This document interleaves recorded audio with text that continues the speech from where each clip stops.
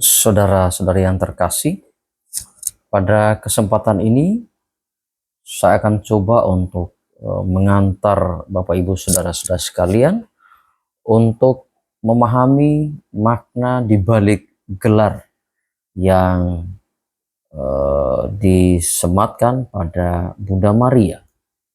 Ada begitu banyak gelar yang kita tahu, yang bisa kita lihat di dalam litani para kudus, ya.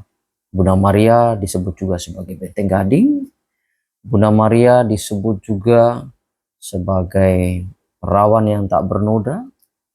Bunda Maria juga disebut sebagai ratu para imam, ya. Dan begitu banyak lagi mengenai gelar yang diberikan untuk Bunda Maria. Dan kali ini saya akan coba untuk memberikan satu pemahaman tentang mengapa Bunda Maria digelari sebagai tabut perjanjian, ya.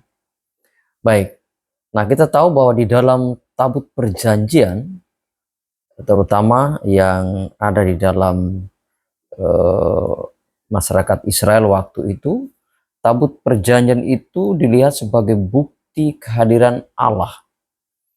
Dan di dalam tabut perjanjian itu tersimpan 3 hal penting, ya, yaitu pertama, roti mana. Yang kedua adalah 2 loh batu yang memuat 10 perintah Allah.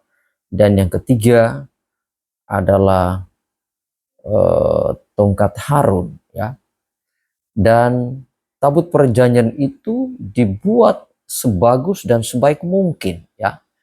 Maka ketika tabut perjanjian itu dipersiapkan secara baik dengan kayu yang begitu bagus dan dilapisi emas, ini mau mengatakan bahwa dalam perjanjian baru Bunda Maria juga dipersiapkan secara baik, ya. Dia bebas dari noda dosa asal sebelum dia menerima tawaran untuk menjadi ibu Tuhan. Baik, mengapa Bunda Maria disebut sebagai tabut perjanjian tadi, ya? Kita lihat yang pertama, Bunda Maria mengandung Yesus Kristus, ya, yang adalah roti yang turun dari surga. Kalau dalam perjanjian lama, roti yang turun dari surga adalah roti mana yang dimakan oleh bangsa Israel dalam perjalanannya selama 40 tahun mengembara di padang gurun menuju tanah yang dijanjikan oleh Allah kepada mereka. Sedangkan dalam perjanjian baru, Yesus menyatakan diri sebagai roti hidup yang turun dari surga. Dalam Injil Yohanes bab 6 ayat 32 sampai 35, di situ dikatakan bahwa aku berkata kepadamu, sesungguhnya bukan Musa yang memberikan kamu roti dari surga, melainkan Bapakku yang memberikan kamu roti yang benar dari surga. Karena roti yang dari Allah ialah roti yang turun dari surga dan yang memberi hidup kepada dunia. Akulah roti hidup, barang siapa datang kepadaku, ia tidak akan lapar lagi.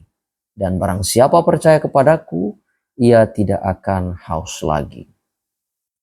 Kemudian yang berikut, Bunda Maria mengandung Yesus yang adalah Imam Agung. Dan ini kita bisa lihat disimbolkan dengan tongkat Harun, ya. Tongkat Harun yang berasal dari suku Lewi. Mereka, suku ini ditetapkan sebagai suku yang menjaga bait Allah, yaitu sebagai imam. Dalam kitab Ibrani bab 8 ayat 1 di situ dikatakan bahwa inti dari segala yang kita bicarakan itu ialah kita mempunyai imam besar yang demikian, yang duduk di sebelah kanan takhta yang maha besar di surga. Dan yang terakhir, Yesus adalah Sang Firman. Dan firman ini kita bisa sandingkan dengan 2 loh batu yang memuat 10 perintah Allah atau 10 firman Allah ini. Dalam Injil Yohanes kita lihat terutama prolog Injil Yohanes bab 1 ayat 1, di situ dikatakan pada mulanya adalah firman, firman itu bersama-sama dengan Allah dan firman itu adalah Allah. Baik, kemudian lebih lanjut kita bisa lihat seperti Daud berkata tentang tabut perjanjian, ya. Demikian pula Elizabeth berkata tentang Maria. Dalam 2 Samuel bab 6 ayat 9, pada waktu itu Daud menjadi takut kepada Tuhan. Lalu katanya, bagaimana tabut Tuhan itu dapat sampai kepadaku? Kemudian kita bandingkan dengan perjanjian baru dalam Injil Lukas bab 1 ayat 43. Di situ dikatakan, siapakah aku ini sampai ibu Tuhanku datang mengunjungi aku.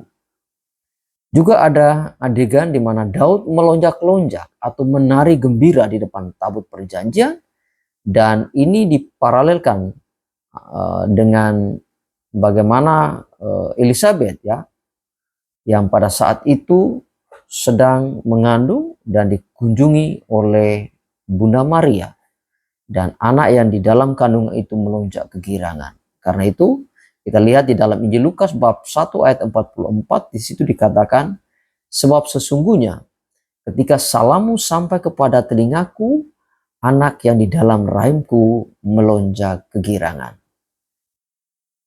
Demikian penjelasan saya tentang beberapa hal penting mengenai gelar yang diberikan pada Bunda Maria terkait mengenai bagaimana dia dijuluki sebagai tabut perjanjian.